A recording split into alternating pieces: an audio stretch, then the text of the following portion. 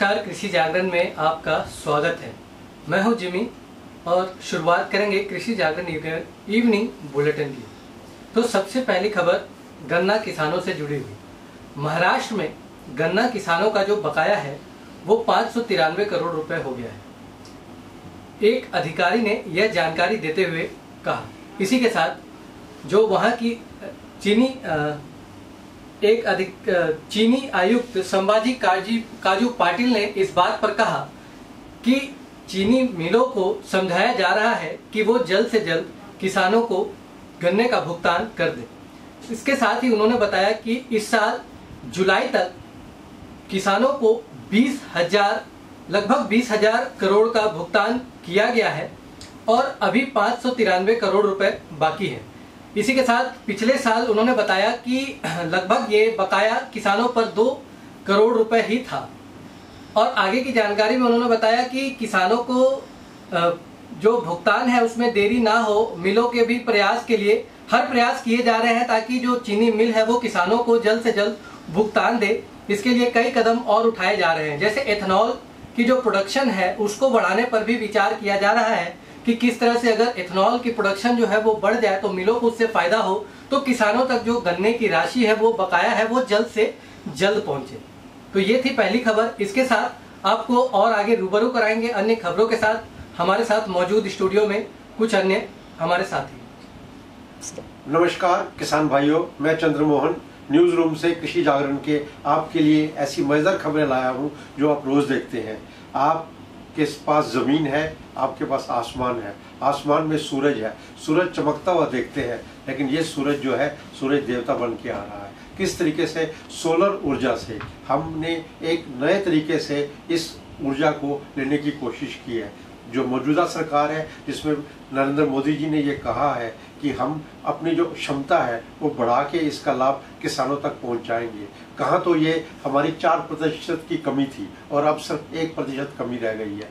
344 gigawatt की क्षमता हमारे पास है इस टाइम पे, ये अमिताभ कांत जी ने हमें बताया। और इस तरीके से देखा जाए तो कहाँ पे हमारा जो स्थान था वो पहले 99 था और अब कम रह के 26वां आ गया है। इस तरीके से अब हमारा देश प्रगति कर रहा है और सोलर ऊर्जा की तरफ हम बढ़ रहे हैं आगे। और इस तरीके से जो हमारी ऊर्जा की खपत है वो सूरज पूरे करेगा। और सूरज देवता को नमस्कार करते हुए हम हमेशा इसे सोचते हैं कि बादल ना आए और सूरज खूब चमकता रहे, लेकिन बादलों की भी ज़रूरत है बारिश के लिए, खेती बाड़ी के लिए, लेकिन सूरज भी उतना ही महत्वपूर्ण है।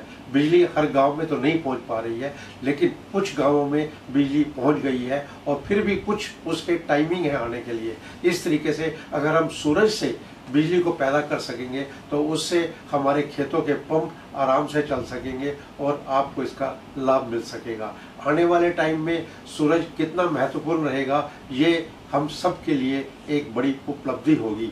और इस सरकार का भी ये लक्ष्य है कि किस तरीके से हम जो सूरज से शक्ति प्रदान लेंगे और बिजली पैदा करेंगे उसका लाभ मिलेगा। धन्यवाद। नमस्कार किसान भाइयों, कृषि जागरण के इवनिंग बुलेटिन में आपका स्वागत है। आज मैं आम के दीवानों के लिए एक बहुत ही अच्छी खबर लेकर के आया हूँ कि जैसा कि आप लोगों को मालूम होगा कि आम मुख्यतः कुछ ही महीनों का फल होता है और इसका सीजन जो होता है वो लिमिटेड होता है। पर अब बिहार मुंगेर के एक किसान ने इसी में एक नई तकनीक ग्राफ्टिंग करके आम के एक नए फल को बाजार में लाया है और ये बिना सीजन के भी बाजार में उपलब्ध हो सकता है। इसके लिए धनंजय कुमार ने सबसे पहले महाराष्ट्र के जलगांव से और दक्षिण भारत के बहुत ही प्रमुख आम की वैरायटी मल्लिका को अपने घर लेकर के आए और उनके 2 पेड़ों को अपने खेत में लगाया। तो उन खेतों में जब अपने पेड़ को लगाया उसमें जब मंजर आने लगे तो उन मंजर के बाद में उन पेड़ की ग्राफ्टिंग उन्होंने एक बीजू आम के साथ में की। और बीजू आम में ग्राफ्टिंग करने का जो उनको सहयोग मिला वो सबसे ज्यादा उनको बिहार एग्रीकल्चर यूनिवर्सिटी के और कृषि विज्ञान केंद्र के वैज्ञानिकों के द्वारा। तो इस ग्राफ्टिंग करने के बाद में आज परिणाम इस प्रकार है कि आज 1 हेक्टेयर में लगभग 90 उस आम के पेड़ को मतलब कि उगा लिया गया है। और उसको उगाने के बाद उसमें जो फल लगते हैं वो उनका फल लगने का समय जो होता है वो अगस्त से लेकर के नवंबर तक का होता है, जो कि आम के लिए सीजन नहीं माना गया। लेकिन अब इस सीजन में भी, इस महीने में भी जब आम उपलब्ध हो रहा है तो जाहिर सी बात है कि उसका मूल्य भी ज्यादा होगा। तो अब बिहार एग्रीकल्चर यूनिवर्सिटी के माध्यम से कई किसानों को अब इस आम के प्रजातियों के पेड़ों को बांटा जा रहा है और जिससे किसानों की आमदनी में इजाफा होगा। धन्यवाद। नमस्कार किसान भाइयों, कृषि जागरण इवनिंग बुलेटिन में आपका स्वागत है। आज मैं आपको बताना चाहती हूँ कि इस बार इस वित्त वर्ष में कपास की अच्छी पैदावार होने की आशंका है। जिस तरह से पंजाब और हरियाणा में इस बार अच्छी बारिश हुई है, उसकी वजह से सफेद मक्खी का जो प्रकोप हम कपास में हर साल देखते हैं वो काफी हद तक कम हुआ है। इस सफेद मक्खी के प्रकोप को जांचने के लिए इसमें इकोनॉमिक थ्रेशोल्ड लेवल जो होता है तकनीक अपनाई जाती है।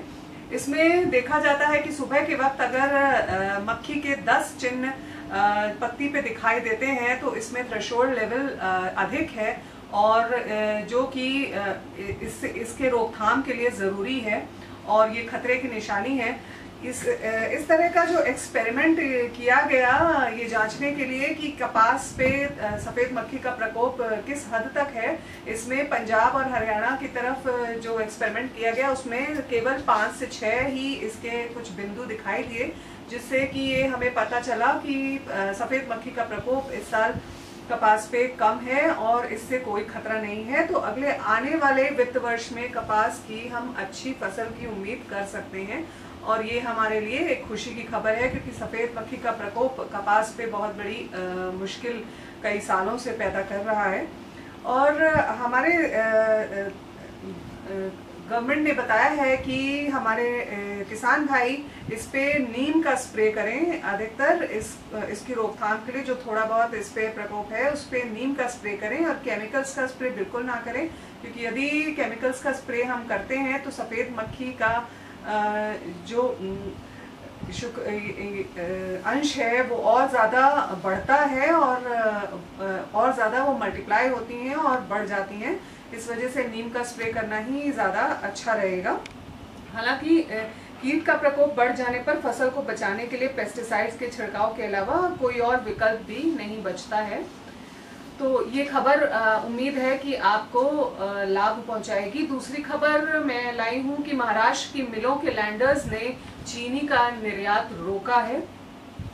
मैं ये बता दूं कि कोऑपरेटिव बैंक, महाराष्ट्र के जो कोऑपरेटिव बैंक हैं वो उनके मुताबिक मिलें गिरवी चीनी पर एक्सपोर्ट प्राइस और एमएसपी के अंतर का भुगतान करें तभी निर्यात की इजाज़त मिलेगी। इस समय एक्सपोर्ट चीनी का करना ये जो हमारी मिलें हैं वो गिरवी रखती हैं कोऑपरेटिव बैंक को अपनी चीनी, क्योंकि वो लोन लेती हैं कोऑपरेटिव बैंक से। बहुत सारी मिलें, चीनी की मिलें लोन लेती हैं और जिसकी वजह से वो चीनी को गिरवी रखती हैं। लेकिन एक्सपोर्ट प्राइसेस इस समय चीनी के बहुत ज़्यादा गिरे हुए हैं, तो इस वजह से मिलें इसका एक्सपोर्ट नहीं करना चाहती हैं। उनका कहना है कि जब तक कोऑपरेटिव बैंक इसका मिलों को गिरवी रखने एमएसपी और एक्सपोर्ट प्राइस के बीच में जो अंतर है उसका भुगतान नहीं करेंगी, वो इसका एक्सपोर्ट भी नहीं करना चाहती हैं। और एमएसपी इस समय मैं बता दूं आपको कि ये जो 40% एमएसपी से जो एक्सपोर्ट प्राइस है वो 40% कम चल रहा है। बाहर विदेश में चीनी का दाम काफ़ी कम चल रहा है, इसलिए इसको एक्सपोर्ट करना कोई मुनाफे का सौदा नहीं है। तो इस वजह से जो कोऑपरेटिव बैंक है और मिलों के बीच में ये समझौता जो चल रहा है उसके बाद ही कुछ निर्णय लिया जाएगा। उम्मीद है इन दोनों खबरों से आपको कुछ फ़ायदा होगा। धन्यवाद।